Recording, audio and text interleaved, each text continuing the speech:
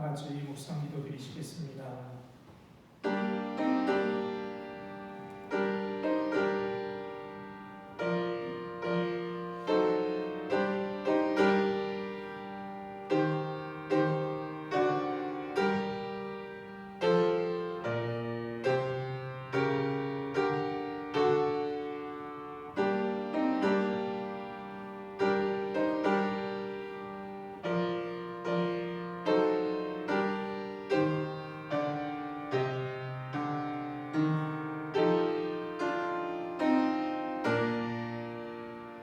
여호와께서 영원히 앉으시며 심판을 위하여 보좌를 준비하셨도다. 공의로 세계를 심판하시며 정직으로 만민에게 판결을 내리시리로다.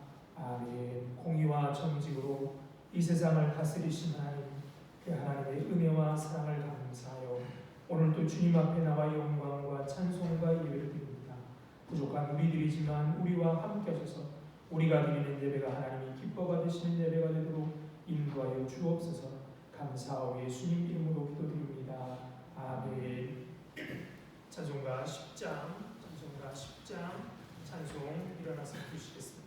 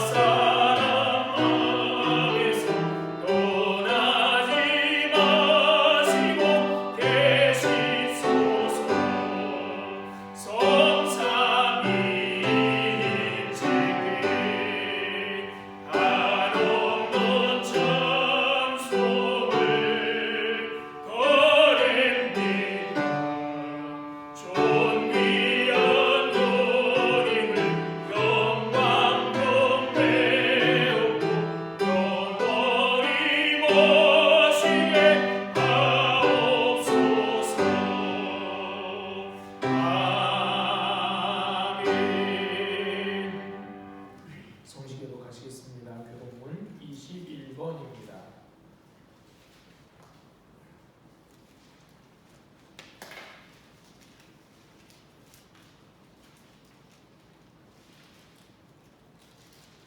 교동문 21번 시편 34편 교독입니다. 내가 여호와를 항상 송축하며 내 입술로 항상 주를 찬양하리이다. 내 영혼이 여호와를 사랑하니 무한한 자들이 그를 나와 함께 여호와를 광대하시라 하며 함께 그의 이름을 높이세. 내가 여호와께 간구하네. 내가 노력하시고 내 모든 영혼에서 나를 부르시었도다. 이 곤고한 자가 부르짖음에 여호와께서 들으시고 그의 모든 환난에서 구원하셨도다. 여호와의 천사가 주를 경외하는 자를 불러 지키시고 그들을 지키셨도다. 너희는 여호와의 선하심을 맛보아할지어다. 그에게 피하는 자는 복이 있도다.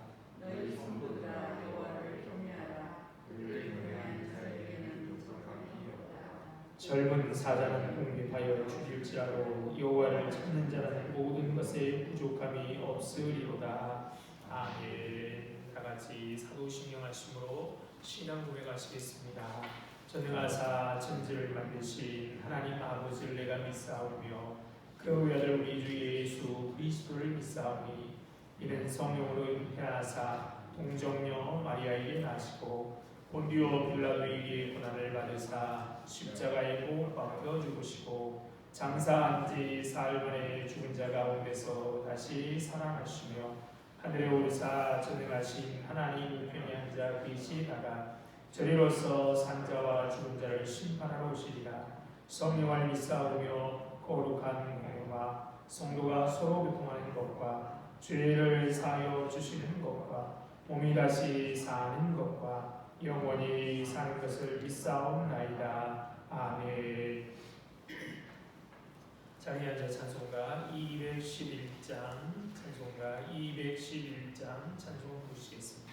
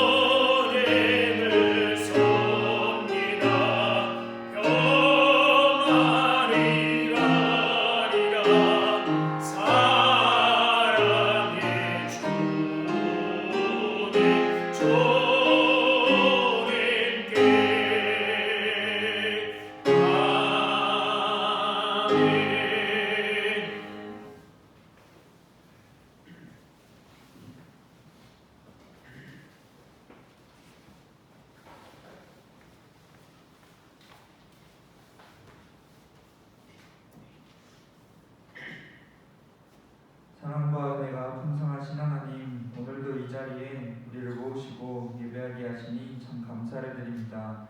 하나님만을 위한 이 자리가 참으로 빛날 수 있도록 하나님 함께하여 주시옵소서. 저희는 너무나 연약하오니 저희 가운데 오셔서 하나님께서 기뻐 받으실 예배를 이루어 주시옵소서. 하나님, 우리는 참 죄인입니다. 하나님께 붙어있지 못하고 창조하신 형상을 잃었습니다. 불순종하고 정욕에 빠져 살며 죄를 지어갑니다. 하나님, 저희를 긍휼히 여겨 주시옵소서. 악할 뿐인 저희이지만 하나님, 독생자를 통해 이루신 구원을 저희가 믿사오니 저희에게 복을 내려 주시옵소서. 우리의 중심에 하나님을 세우고 하나님만을 의지하며 따르는 저희가 되어서 이 세상의 말씀처럼 빛과 소금이 되는 자녀들이 되길 원하오니 하나님 저희를 도와주시옵소서. 하나님 러시아와 우크라이나를 위해 기도합니다. 인간이 참 어리석음으로 이 세상을 전쟁의 위험으로 가득 채우고 있습니다. 하나님 그저 작디 작은 인간적인 욕심 때문에 싸우기를 자처하는 저희를 또한 불쌍히 여겨 주시옵소서. 하나님 기도하오니 전쟁이 있는 그곳에 평화가 찾아오게 하시고 회복이 있게 하여 주시옵소서. 피해 입은 자들이 있습니다. 그들과 함께하여 주시옵소서. 복음을 위해 노력하는 전도자들 또 선교사들을 위해 기도합니다. 그들에게도 큰 전쟁, 영적 전쟁이 있을 줄 압니다. 하나님 우리에게 기도하게 하셔서 그들을 위해 구하게 하시고 그들을 돕는 우리가 되게 하여 주시옵고 또 그들의 힘과 능력의 하나님이 되어 주시옵소서. 하나님 또 우리 공덕교회를 위해 기도합니다. 하나님 정말 작은 자들이지만 하나님을 섬기고자 모인 각 지체를 기억하시고 참된 그리스도인이 될 수 있도록 저희를 도와주시옵소서. 항상 말씀으로 또 기도로 바로 서게 하시고 합심하여서 기도하게 하셔서 정말 온 마음을 다해 하나님을 구하는 저희 되게 하여 주시옵소서. 각 사람마다 고민과 고난을 하나님 아시오니 하나님께 가져오게 하시고 하나님께서는 해결하여 주셔서 하나님의 영광을 드러내어 주시옵소서. 하나님 이제 말씀 듣습니다. 귀한 말씀 이 어리석은 자들은 깨닫지 못합니다. 그러니 우리에게 들을 귀를 허락하여 주시옵소서. 말씀만이 우리를 살리실 줄 믿으오니 허락하여 주시옵소서. 말씀 전하실 목사님과 함께 하셔 그 마음에 감동이 있게 하시고 용기가 있게 하셔서 하나님의 말씀을 거침없이 전하도록 인도하여 주시옵소서. 항상 감사드리며 거룩하신 예수님의 이름으로 기도드립니다. 아멘.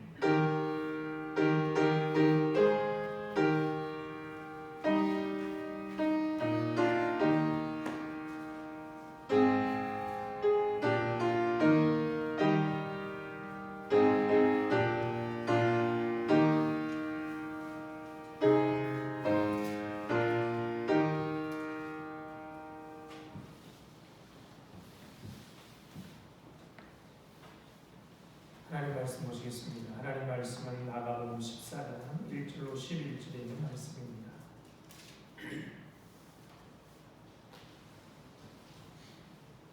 마가복음 14장 1절로 11절에 있는 말씀을 찾으셔서 제가 읽겠습니다.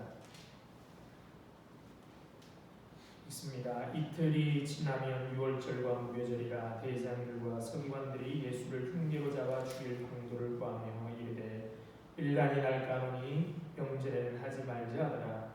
예수께서 배단이 나병 환자 시몬의 집에서 식사하실 때 한 여자가 매우 값진 향유고 순전한 나드 한 옥합을 가지고 와서 그 옥합을 깨뜨려 예수의 머리에 부으니 어떤 사람들이 화를 내어 서로 말하되 어찌하여 이 향유를 허비하는가. 이 향유를 300데나리온 이상에 팔아 가난한 자들에게 줄 수 있었겠도다 하며 그 여자를 책망하는지라. 예수께서 이르시되 가만두라. 너희가 어찌하여 그를 괴롭게 하느냐. 그가 내게 좋은 일을 하였느니라. 가난한 자들은 항상 너희와 함께 있으니 아무 때라도 원하는 대로 도울 수 있거니와 나는 너희와 항상 함께 있지 아니하니라. 그는 힘을 다하여 내 몸에 향유를 부어 내 장례를 미리 준비하였느니라. 내가 진실로 너희에게 이르노니 온 천하에 어디서든지 복음이 전파되는 곳에는 이 여자의 행한 일도 말하여 그를 기억하리라 하시니라. 12 중에 하나인 다른 유다가 예수를 넘겨주려고 대제사장들에게 가매 그들이 듣고 기뻐하여 돈을 주기로 약속하니 유다가 예수를 어떻게 넘겨줄까 하고 그 기회를 찾더라. 아멘. 하나님의 은혜와 평강이 우리 가운데 임하시길 바랍니다. 내일 모레는 우리 민족이 일본 식민 통치에 항거하고 한국의 독립의사를 세계 만방에 알린 날을 기념하는 3.1절입니다. 인간의 역사는 하나님으로부터 멀어지는 인간의 죄성과 그런 인간을 찾아오시는 하나님의 은총이 씨줄과 낫줄로 만나 얽혀 만들어낸 문의입니다. 흑암과 공허와 기쁨이 가득 찬 세상이지만 하나님의 은총의 빛이 쓰러지지 않기에 우리는 희망의 노래를 부를 수 있습니다. 아담과 하와가 사탄의 유혹에 넘어간 이래 인간은 하나님처럼 되고 싶어하는 욕망이 있습니다. 전능할 수 없는 존재가 전능함을 전유하려 할 때 폭력이 개입합니다. 폭력은 부정적인 의미의 힘입니다. 힘에 취한 이들은 하나님의 형상대로 지음받은 동료 인간을 존엄한 존재로 대하지 않습니다. 그들을 욕망 충족의 수단일 뿐이죠. 자기 욕망 실현의 걸림돌이 된다고 생각하면 그들을 제거하는 일을 주저하지 않습니다. 힘으로 제압한 후에 자신의 의지를 강요합니다. 힘없는 이들은 자기 삶의 그러므로 주인으로 살 수 없습니다. 다른 이들의 뜻을 실현하기 위해 자신을 바쳐야 하기 때문인 것이죠. 그러나 하나님은 정의와 공의가 무너진 세상을 바로 잡으시는 분이십니다. 하나님의 뜻은 명백합니다. 하나님의 형상으로 지음받은 사람들이 각자의 주어진 삶의 가능성을 한껏 누리며 사는 세상입니다. 하나님은 그 꿈을 가로막는 이들을 벌하십니다. 히브리인들의 비인간 취급하고 자기의 욕망의 실현의 도구로 강요하는 바로로 상징되는 애굽의 전제 정치를 10가지 재앙을 통해 하나님은 심판하셨습니다. 그리고 마지막에는 홍해 수장하시지요. 우리가 잘 아는 대로 3.1운동 민족대표 33인 중 기독교인은 16명이었습니다. 당시 기독교 인구의 1.5에서 2%, 즉 20만에서 한 30만 정도였는데 아주 소수에 지나지 않았는데 이렇게 기독교인들이 역사 변혁의 존의에 선 것은 성경을 읽는 이들이었기 때문입니다. 성경은 하나님이 억압과 착취를 일삼는 이들을 미워하심을 일관되게 증언하십니다. 그러니 일제 강압적인 통치가 한반도를 유린하고 있을 때 성경의 사람인 기독교인들은 그런 체제가 정의롭지도 않고 영속할 수도 없다는 사실을 깨달았습니다. 오늘날도 마찬가지입니다. 무슨 이유를 들던 전쟁을 일으키며 자신의 욕망을 관철하는 사람, 힘으로 다른 사람을 압제하는 이들, 그렇게 망쳐놓은 역사를 하나님은 반드시 바로 잡습니다. 거기에 우리의 희망이 있습니다. 예수님이 십자가를 지러 오신 이후 예루살렘은 긴장의 연속이었습니다. 예수님의 말씀도 단호하면서도 긴박하기 이를 데 없었습니다. 주님은 열매 없는 무화과 나무를 향해서 이제부터는 영원토록 사람이 내게서 열매를 따먹지 못하리라고 선언하십니다. 성전뜰에서 매매하는 사람들을 내쫓고 돈을 바꿔주는 사람들의 상과 비를 비파는 사람들의 의자를 들러엎으시고 내 집은 만민의 기도하는 집이라 칭함을 받으려 하지 않았느냐, 너희는 강도의 소굴로 만들었다라고 책망하셨습니다. 성전 체제를 통해 기득권을 얻고 있던 사람들을 빗댄 분명한 보도원의 농부의 비유를 들려주신 후에 자신이 어떻게 될 것인지를 성경을 인용하여 너희가 성경의 건축자들이 버린 돌이 모퉁이돌의 머릿돌이 되었거니 라는 말씀을 해주십니다. 성전 체제를 유지하고 있는 이들에게 예수는 불순하고 위험한 존재였습니다. 아프더라도 예수님의 말씀에 귀를 기울이고 삶의 방향을 바꾸었으면 좋았을 것을 그들은 그러지 못했습니다. 그 대신 예수를 죽이고 음모를 꾸밉니다. 로마 정치 권력이나 백성들의 분노를 이용하여 예수를 제거하려고 합니다. 그래서 이렇게 묻죠. 가이사에게 세금을 바치는 것이 옳으니까 옳지 않으니까? 주님의 대답은 단호합니다. 가이사의 것은 가이사에게, 하나님 것은 하나님에게 바치라. 그것은 하나님과 세속 권력 사이에서 줄타기라고 했던 종교 지도자들의 위선을 적나라하게 드러내는 말이었습니다. 그들은 하나님께 바칠 충성을 바치지 않고 있었던 것이죠. 주님은 서기관들의 위선을 책망하셨습니다. 그들은 긴 옷을 입고 다니며 인사받기를 좋아하고 회당에서 높은 자리에 앉는 것을 좋아하고 잔치의 윗자리에 앉기를 좋아했습니다. 남들에게 보이기 위해서 길게 기도하지만 과부들의 가산을 삼키는 자들이었습니다. 정말 신랄한 말씀이 아닐 수 없습니다. 하지만 칭찬을 받은 사람도 있습니다. 2 렙돈을 헌금하여 넣은 가난한 가부입니다. 하나님을 사랑하는 그 여인의 마음은 하나님을 내세우며 제 배를 불리려는 수도자들과 너무나 대조되기 때문이죠. 주님의 도발은 거기서 그치지 않습니다. 주님은 아무도 건드릴 수 없는 금기를 건드리고 마셨습니다. 그것은 성전의 장엄함에 감탄하는 제 아들을 향해서 여기에 돌 하나도 돌 위에 남지 않고 다 무너질 것이라고 말씀하셨던 것입니다. 설사 그런 생각이 든다 해도 차마 발설하기 어려운 말이었습니다. 하지만 주님은 서슴이 없이 말씀하셨습니다. 본질을 잃어버린 성전은 더 이상 성전일 수 없다는 것이죠. 그러자 이스라엘의 최대 명절인 유월절을 이틀 앞두고 이스라엘 종교 지도자인 대제사장과 서기관들이 모여서 예수를 어떻게 죽일까 의논하고 있습니다. 정말 할 수만 있으면 예수를 죽이고 싶었습니다. 하지만 그들은 그렇게 하지 못할 이유가 있었습니다. 수많은 백성들이 예수를 추종하기 때문입니다. 그들은 종교 지도자라고 하면서도 하나님을 두려워하고 경외하는 것이 아니라 사람들의 눈치를 보며 자신들의 권력을 유지하려는 자들이었죠. 그러기에 더욱 예수를 죽이고 싶었던 것입니다. 그래서 당장 죽이지 못하죠. 이처럼 예루살렘의 긴장이 고조되고 있을 때, 한편에서는 예수를 잡아 죽이려고 음모를 꾸미고 있을 때, 예수는 제 아들과 함께 예루살렘에서 물러나 베다니에 있는 시몬의 집에서 식사를 합니다.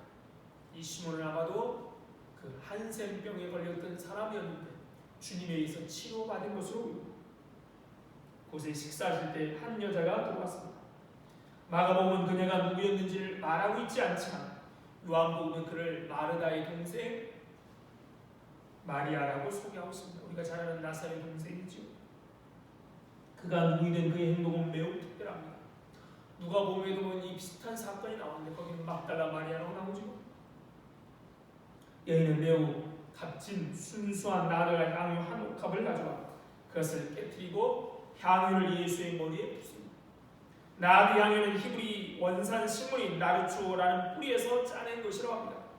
그만큼 희귀했고 값도 비쌌습니다.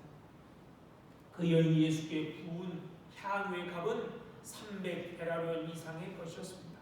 한 데나리온이 보통 노동자의 하루 품삯 인건비, 그러니까 한 식구가 하루 먹고 살 수 있는 그런 돈이죠. 300데나리온 이상이라는 얘기는 한 사람이 안식일을 제외하고 한곳 쉬지 않고 나가서 일한 돈이라는 겁니다. 1년, 한 가정이 1년 생활비와 맞먹습니다. 그런 귀하고 비싼 향유를 예수의 머리에 부었습니다. 여인의 행동은 사람들이 미처 생각할 겨를도 없이 갑자기 일어난 겁니다. 식사하고 있는데요, 갑자기 돌아 향유 옥합을 깨뜨리고 그 향유를 예수의 머리에 붓는 것입니다. 그녀는 마치 주변에 아무도 없는 것처럼 행동합니다. 그를 바라보는 시선을 저는 느끼지 못하는 것 같기도 합니다. 여인은 자기의 마음의 중심이 시키는 대로 움직이고 있을 뿐입니다. 사람들의 시선, 사람들의 평가는 아무 문제가 되지 않습니다. 오직 좋으신 주님께 그 귀한 것을 부어드리고 싶은 마음뿐이었습니다. 이런 여인의 몸짓은 표현된 것보다 표현하지 않는 것이 훨씬 더 많습니다. 그 향유를 부어드린 순간 여인의 마음에는 향유보다 더 값진 마음이 그 안에 들었을 것입니다. 그렇죠? 진짜 선물하는 사람은요, 선물 받는 사람보다 더 마음이 깊습니다. 제 아들은 뜻밖의 사태에 매우 당황스러워합니다. 이 일을 어떻게 수습해야 할지 알 수 없을 때문인 것이죠. 그들은 일단 화부터 내고 옵니다. 그들이 화를 낸 까닭을 찾습니다. 그들이 찾은 이유는 정당해 보입니다. 이 여인이 귀한 것을 허비했다는 겁니다. 그것을 팔았더라면 300데나리온 이상 되었을 것이고 그 돈을 가난한 사람들을 위해 유용하게 사용할 수 있었을 것이라고 말합니다. 완벽합니다. 그들은 자기들이 화를 내는 도덕적인 정당성까지 확보합니다. 하지만 명분이야 근사하지만 사실 그들이 마음 쓰고 있는 것은 가난한 사람이 아니라 그 값진 향유인 것입니다. 그렇죠? 비록 그들은 정당한 얘기처럼 말하고 있지만 그들의 마음은 가난한 사람들을 향한 마음이 아니라 값진 향유에 대한 마음뿐이었던 것이죠. 예수님은 제 아들의 마음에 있는 것이 욕심임을 잘 알고 계십니다. 말로는 가난한 사람들을 생각하는 척하지만 그들의 관심은 오직 자기일 뿐입니다.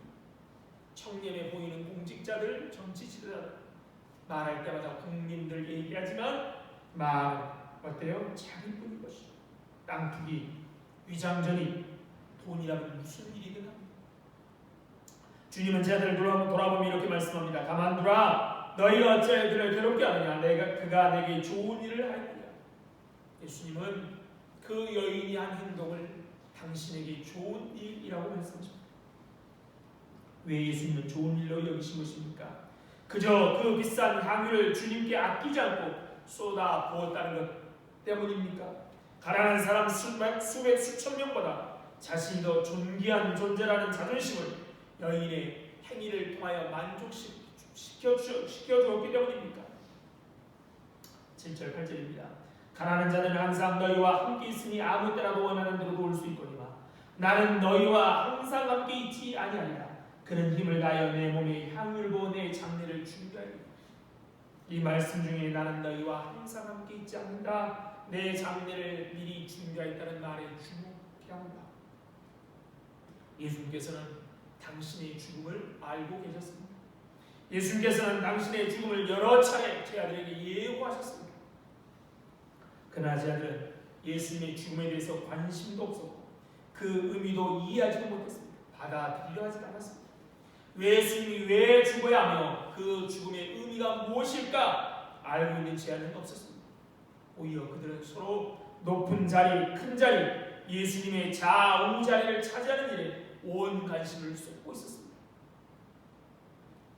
가론 유다는 돈 챙길 일만 생각하고 있었습니다. 그 누구도 예수님에게 좋은 일을 생각하거나 행하고 있지 않았습니다. 이에 반해 그 여인은 예수님이 어떤 분인지를 알았습니다. 예수님이 어떤 분인지를 알았기에 그 여인에게서 주님에게 순전한 나드 향유 한 옥합 정도는 아무것도 아니었던 것입니다. 자들은 오로지 내 자리 나만을 생각하고 있는데요. 이 여인은 예수님이 어떤 분인지를 생각하고 그 예수님에게는 이 나드 옥합에 있는 나드 순전한 향유보다 훨씬 더 중요한 분이 생각합니다. 그는 비싼 향유 옥합을 깨뜨린 행위는 이 세상 그 누구도 그 무엇도 감히 비교할 수 없을 만큼 주님이 존귀한 분이라는 사실을 알리는 행위였습니다.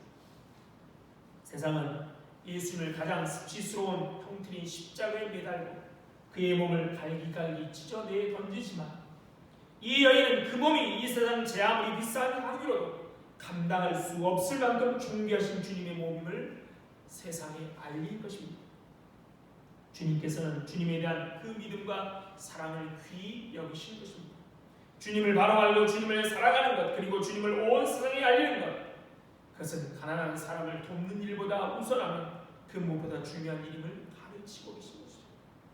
그 여인의 행위는 힘을 다한 일이었습니다. 예수님이 존귀하심을 드러냈는데 어떻게 했다고요? 힘을 다하였다는 겁니다. 향유는 몇 방울만으로도 충분한 향기가 납니다. 당시 팔레스타인에서는 중요한 손님이 오면 향유가 준비되었다면 그 손님의 머리에 몇 방울만 떨어뜨린 것 같다. 그렇죠? 이 정도로도 최소한 예의였습니다. 훌륭한 최소한의 예의. 마리아도 옥합을 열어 향유 조금을 부음으로 최소한의 예의를 지킴으로 예수님에게 공경을 표할 수 있었습니다.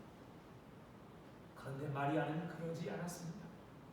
마리아는 존귀하신 주님께 옥합을 깨뜨려 향유 전부를 주님께 드렸습니다. 이것은 이제 옥합이라 이 향유는 주님 외에 다른 대상을 향해서는 결코 다시 사용되지 않을 것을 고백하고 있는 것이죠.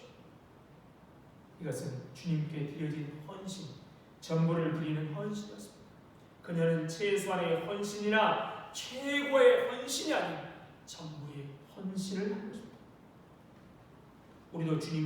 우리 주님도 이런 마음, 이런 헌신을 하셨습니다. 그래서 8절에서 이렇게 말씀합니다. 그는 힘을 다하여 내 몸에 향유를 부었다. 다른 이들은 그들이 제공할 수 있는 나름의 것이 있겠지만 그녀는 자신이 드릴 수 있는 유일한 것을 예수님께 부어드렸던 것입니다. 앞에 두 랩돈으로 칭찬받은 과부처럼 자신의 있는 모든 것을 주님께 드렸다. 영화 바베트의 만찬이라는 영화가 있습니다. 내용이 잔잔하게 재미있지는 않습니다. 거기 보면 바베트라는 가난한 여인이 복권에 당첨되어 만프랑이라는 거금을 받게 됩니다. 만프랑이 정확히 얼마인지 모르겠는데요. 지금 엄청난 돈입니다. 그래야 그녀는 전직 유명한 요리사였고, 여튼 그녀는 이 돈을 자신을 받아준 마을 사람들의 한 끼 저녁 식사를 위해 다 사용합니다. 그녀는 이 마을로 도망온 거예요. 마을 사람들이 받아준 것이죠. 이 때문에 다시 가난하게 되었지만 사랑하는 사람들 위해 또 자기가 가지고 있는 요리란 예술적 정의를 위해서 그 모든 것을 낭비하고 또 그 때문에 아까워하지 않았습니다. 그를 받아준 목사님의 두 딸, 그녀가 이제 떠날까 걱정하는 이 바베트는 만프랑을 하루 저녁 식사에 12명이 식사에 내놓습니다. 아까워하지 않았습니다.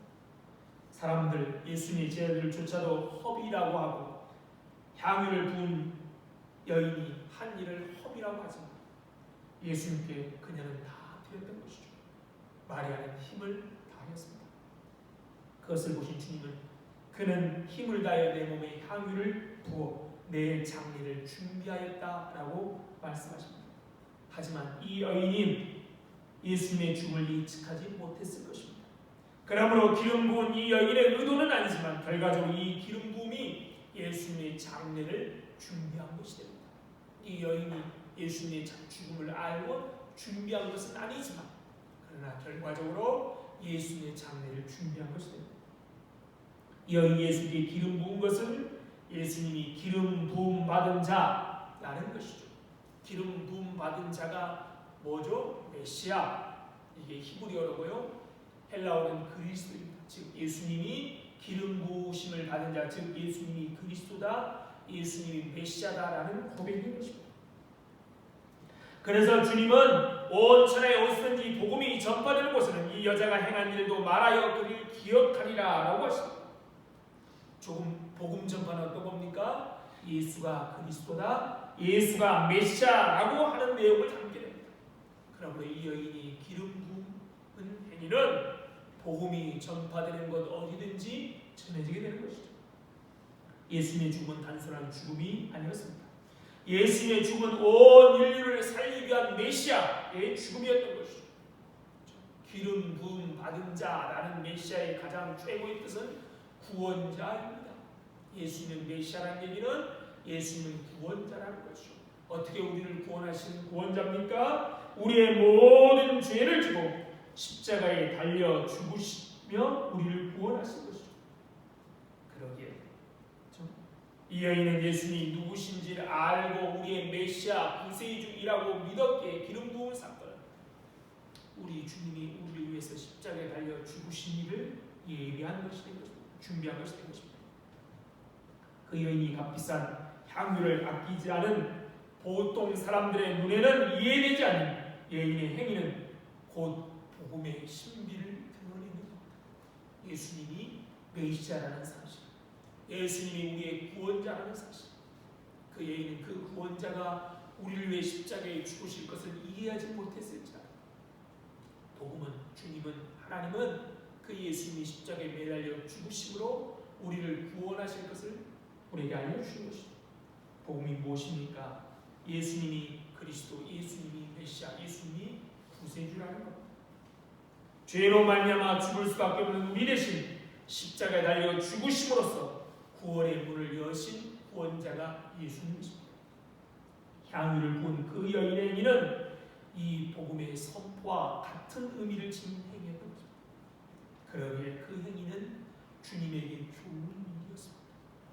값비싼 것을 주님께 주어서도 아니라요, 예수님이 누구신지를 드러내는 행위였기에 그게 좋은 일이었던 것이죠. 이 여인이 힘을 다한 아름다운 헌신이 있었다. 반면에 이 사건 앞뒤로 싸고 있는 것은 인간의 추악한 실상입니다. 오늘 본문이 1절부터 11절인데요. 향유 사건은 3절부터 9절입니다. 앞에 1절, 2절은 앞에도 말씀드렸지만 대상과 서기관들이 예수님을 흉기로 잡아 죽일 방안을 논의합니다. 이들은 비겁하게도 논의하고서도 백성들의 밀란이 두려워 주저, 음모와 살인 계획의 어둠 속에 진행되고 있습니다. 이야기의 마지막 부는 또 무엇입니까? 9절 10절에는 12제정의 하나인 유다가 돈을 받고 예수를 팔기로 약속합니다. 유다가 왜 예수를 팔기로 약속합니까? 자신이 생각했던 메시아의 모습과 전해다는 예수의 모습을 보고 실망했기에 그랬을까요? 아니면 정말 돈에 대한 욕심 때문이었을까요? 요한복음에는 이 여인을 비난하여 향유를 허비하는 대신 가난한 자를 도와야 했다라고 하는 제자들이라고 오늘 마감이 나는데요. 요한복음 그가 바로 유다라고 말합니다. 그러면서 이렇게 말하면 가난한 자를 생각함이 아니오 그는 도둑이라 돈괴를 막고 거기에 넣는 것을 훔쳐갑니다라고 평가합니다. 음모, 살인, 탐욕 등 인간의 온갖 추악한 모습이 한 여인이 힘을 다한 헌신의 앞뒤를 둘러싸고 있습니다. 그러기에 오히려 이 여인의 헌신이 빛나는 것이죠. 가끔 화가들은 관심 대상을 부각시키기 위해서 배경을 어둡게 그리죠. 마찬가지로 마가는 이 여인의 헌신을 부각하기 위해서 앞과 뒤에 어두운 배경, 예수를 팔 생각이 가득한 사람들의 이야기를 기록하고 있죠. 가난한 자를 위하는 것처럼 말을 하지만 실상은 도둑이라는 요한복음의 유다의 평가는 인간의 실상을 매우 적나라하게 드러냅니다. 입으로는 화려한 미사역으로 선과 정의에 대해서 떠들지만 보이지 않는 곳에서 온갖 더러운 일을 다하고 있습니다. 요즘 우리 한국교회와 한국교회의 지도자들의 모습이 그런 것이죠. 헌신을 외치지만 실은 탐욕입니다. 섬김을 강요하지만 실은 권력욕으로 가득 찹니다. 정직과 진실을 말하면서 실은 거짓과 위선으로 가득합니다. 정치 지도자도 마찬가지입니다. 말할 때마다 나라와 국민들을 위한다고 하지만 실상은 자기 기득권과 소수의 힘 있는 자들을 배려합니다. 이번 대선 앞두고 더 심각하죠. 말은 다 국민과 나라를 위합니다. 하지만 곰곰이 따져보면 자기와 자기 주위에 힘 있는 사람들을 배려합니다. 진실과 정의라고 하지만 그것이 얼마나 왜곡되어 있고 자기 쪽으로 굽어 있는지 모릅니다. 그런데 사람들은 순진하게도 속습니다.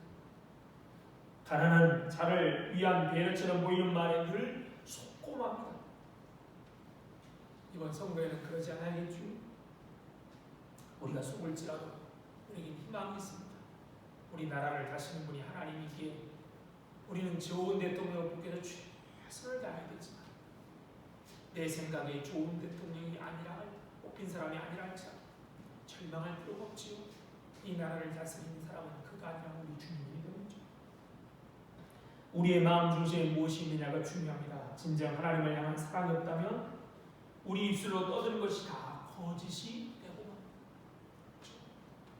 이 제자들 가난한 사람들을 도와야 하는 것이 아니냐 다 거짓이죠.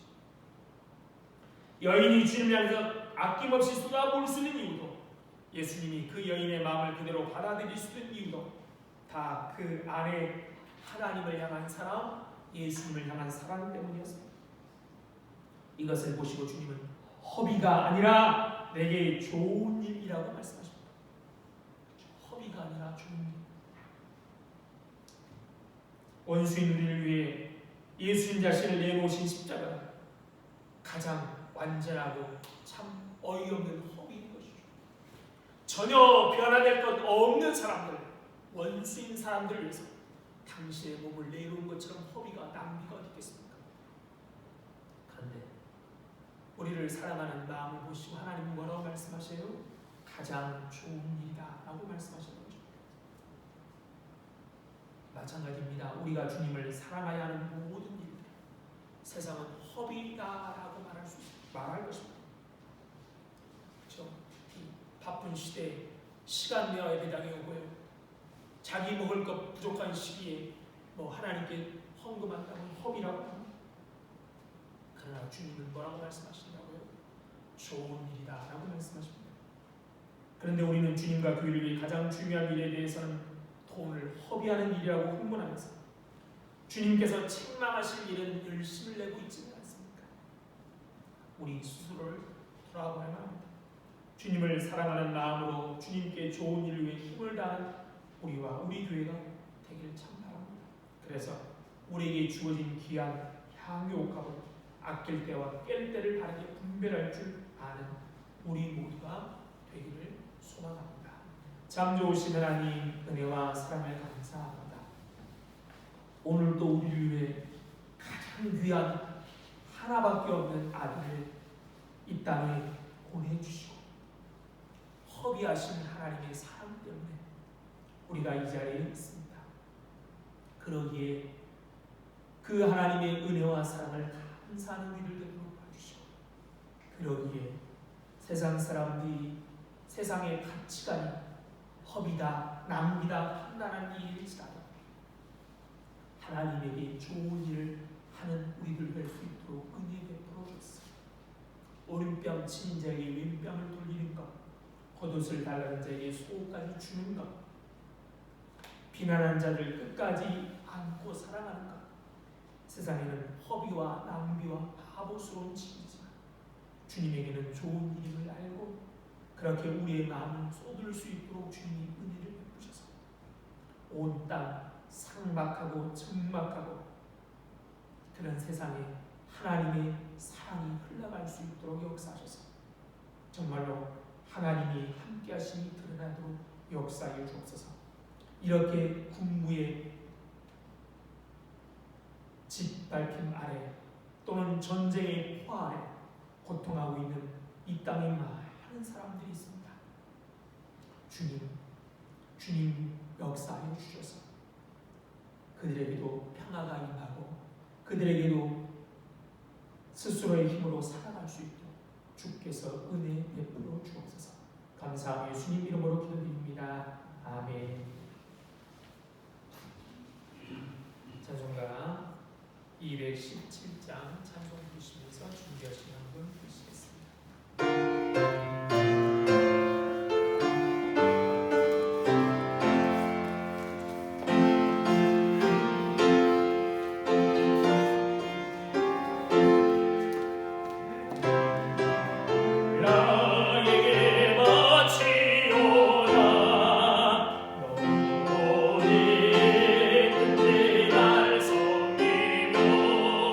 기쁘게 날 감상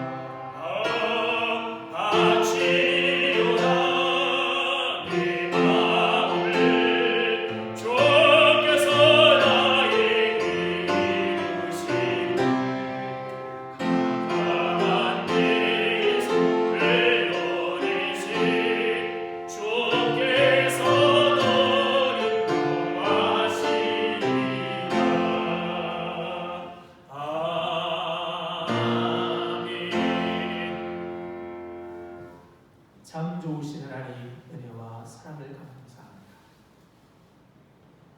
귀한 하나밖에 없는 독생자를 우리를 위해 이 땅에 보내시고 십자가에 죽이기까지 하신 그 하나님의 사랑에 감사해요. 오늘도 우리 또한 세상의 평가가 아니라 하나님의 귀한 은혜 가운데 삶을 잊지 않기 위하여 불러주시니 감사해요. 오늘도 주님 앞에 귀한 물질들입니다. 이 물질과 함께 우리들을 받아주셔서 하나님 나라의 귀하고 아름다운 일에 사용하여 주옵소서. 물질이 없어서, 건강 때문에 시간이 없어서, 사람이 없어서, 무엇보다도 믿음이 없어서 하나님의 영광을 가리지 않도록 미리미리 넉넉하게 채우셔서 하나님께 영광을 돌리며 살아갈 수 있도록 은혜 베풀어 주셨습니다. 오늘도 어렵고 힘든 사람들이 있습니다.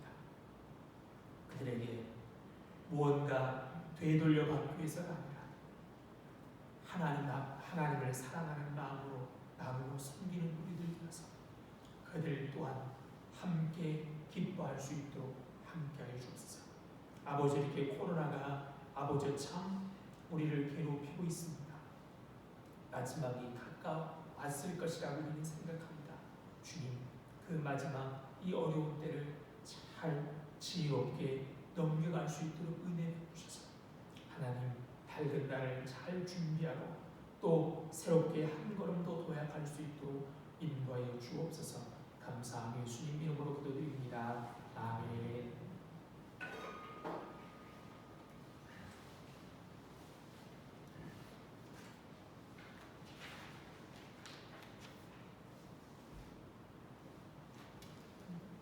주일날 예배 2부 예배 후에는 강의가 있습니다. 1일 화요일은 월삭 새벽 기도회로 모입니다. 코로나가 너무 많이들 걸려서요. 누구나 걸릴 수 있습니다. 대부분은 그냥 큰 어려움 없이 지나가지만 그래도 조심하시고요. 또 우리 교인들도 이렇게 코로나 이제 걸리기 시작했으니까 나도 순번이 올 수 있으니까요. 항상 잘 체크하시고 또 그러지 않도록 방역 관리 잘 하시기 바랍니다. 우리 자리에 일어나서 인사하시겠습니다. 고맙습니다. 감사합니다. 사랑합니다. 사랑합니다. 축복합니다. 축복합니다. 행복하십시오. 행복하십시오.